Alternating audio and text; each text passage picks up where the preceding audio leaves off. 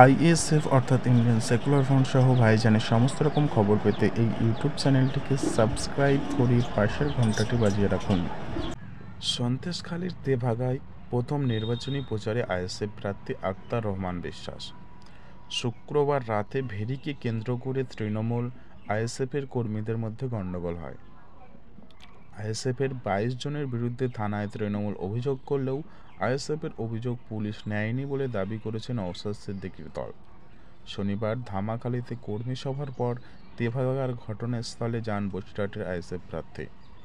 সেখানে আইএসএফ কর্মীরা যাতে জল না পান তার জন্য এলাকার নলকূপ নষ্ট করে দেওয়া হয়েছে বলে অভিযোগ। নলকূপের কি অবস্থা তাও দেখালেন। পেশায় ইঞ্জিনিয়ার আইএসএফ প্রার্থীর হুঁশিয়ারি, এবারে নির্বাচন বসিরহাটে তাদের সংগঠনের শক্তি প্রদর্শনের নির্বাচন। সন্দেশখালীতে দাঁড়িয়ে বলেন, গণতান্ত্রিক অধিকারটা জনগণের কাছে রাখা বা থাকার জন্য আমাদের যা করতে হয় তা আইনের মাধ্যমে করব। আক্রমণের মুখে পড়লে আমরা আমাদের মতো প্রস্তুত আছি। আমরা আমাদের কর্মীদের বলবো, অত্যাচারীদের থেকে দূরে থাকুন।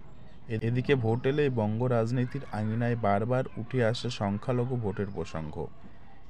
এদিন সে প্রসঙ্গে আক্তার বলেন, বসিরহাট কেন্দ্রে আমরা সব কিছুর বাইরে গিয়ে জনগণের কথা বলতে চাইছি। আমি ধর্ম না দেখে মানুষের হয়ে কথা বলবো। ওরা যে তাসটা খেলছে তা এই লোকসভার পর বন্ধ হয়ে যাবে। অন্যদিকে পাশে থাকার বার্তা দিয়েও খোঁচা খেয়েছেন বসিরহাটের তৃণমূল প্রার্থী হাজী নুরুল ইসলামকেও। বলেন, হাজী সাহেবকে বলবো সততার সঙ্গে হাত মিলিয়ে রাজনীতি করুন।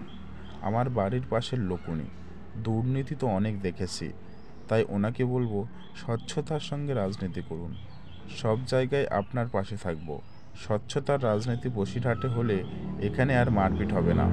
জনগণের অধিকার জনগণকে দিতে হবে। প্রসঙ্গত, এবারের লোকসভা ভোটে বাম আইএসএফ সমঝোতা নিয়ে প্রচুর জল্পনা আলাপ আলোচনা চললেও তা শেষ পর্যন্ত হয়নি।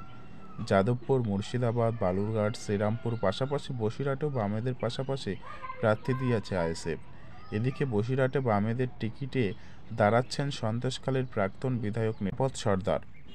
এদিন নিরাপদের উদ্দেশ্যে আক্তার বলেন, উনি মনোনয়ন জমা দিন, আমি প্রত্যাহার করতে বলছি না। আশা রাখবো আপনি 1 তারিখের আগে কিছু সিদ্ধান্ত নেবেন। আপনার কর্মীদের বলুন, তৃণমূলকে হারানোর জন্য যা যা করা উচিত সেটা করতে। তবে প্রার্থী রেখা পাত্রকে নিয়ে বিশেষ কিছু বলতে চাননি।